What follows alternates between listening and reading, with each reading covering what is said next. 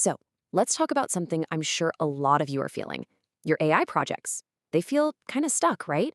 Stuck in this endless loop of pilot programs, never quite breaking out. Well, you are definitely not alone.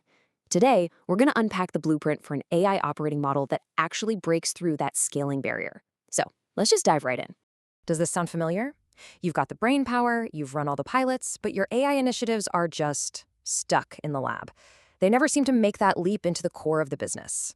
It is such a common story, and honestly, the reason why is probably simpler than you're imagining. Yeah, this quote absolutely nails it. See, the real value from AI, it's not about just buying some new shiny tool. It's about deeply embedding that intelligence right into the way you work, into your processes. The problem is, most companies are skipping a really crucial first step. All right, so there's this one step that most AI strategies skip. And honestly, it pretty much dooms them from the get-go. Let's talk about what that is and, more importantly, how you can fix it. Okay, so here's the absolute heart of the matter. Your AI is only as smart as the context you give it. Think about it. Without that deep, internal business context, you're just getting these generic, off-the-shelf answers to your highly specific problems. It just doesn't work. So this gets to the core issue. Your AI is basically like hiring a genius, right? A straight-up genius who knows absolutely nothing about your company. All that potential is there, but they're flying completely blind. And this is what we call the context gap. You see, these large language models, they know the public internet. I mean, they know it inside and out, but they are totally clueless about your company's unique DNA. You know, your workflows, who does what, your specific data. They have no idea how you actually get work done. So the big question is, how do you close that gap? Well, you give the AI a map, a detailed roadmap of your entire operation. And that map has a name.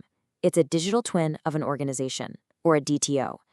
It's basically a dynamic living model of your processes, your people, your systems, everything.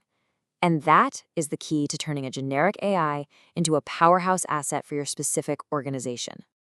Okay, so once we've established that context, then we can actually start to build the operating model around it. So let's take a look at the blueprint for a functional AI strategy that actually works. You know, a really great operating model, it's not just some static document sitting on a shelf.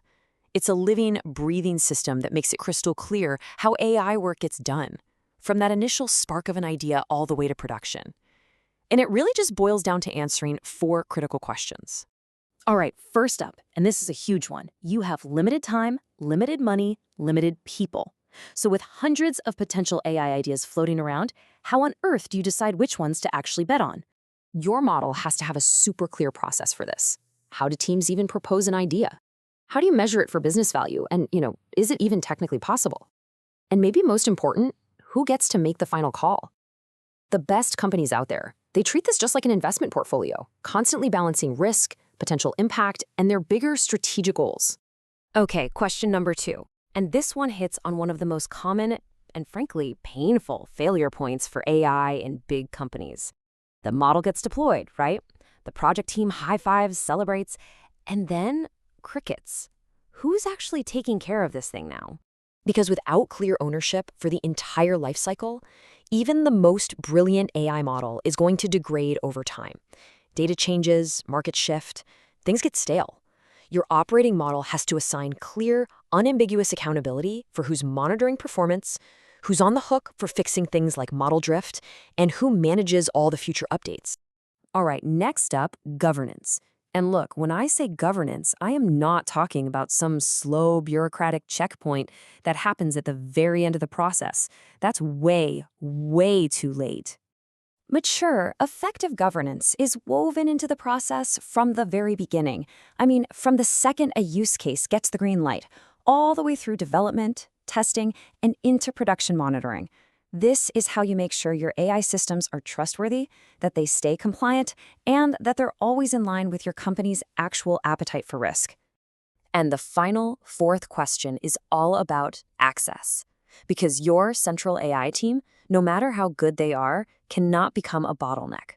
So the question is, how do you empower the entire organization to tap into these amazing new capabilities?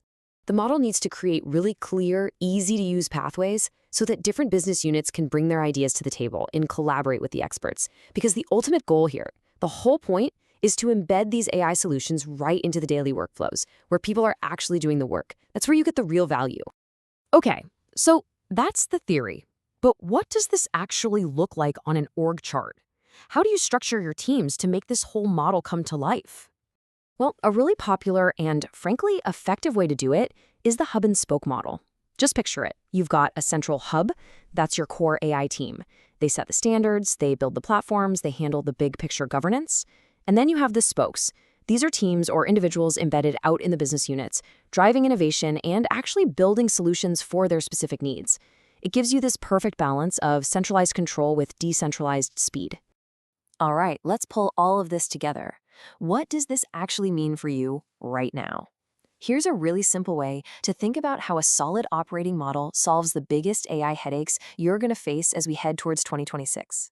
This basically connects all the dots for you.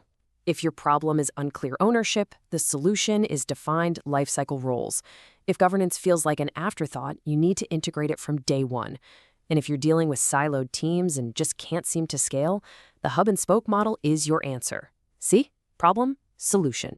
So here's the bottom line, the one thing to really take away from all this. Scaling AI, it's not just a tech problem. It's an organizational design challenge. You literally have to build the machine that builds the models. So the final question I want to leave you with. It's simple to ask, but it can be really tough to answer honestly. Take a hard look at your current structure, your processes, who gets to make what decisions, and ask yourself, is your organization really designed for AI success?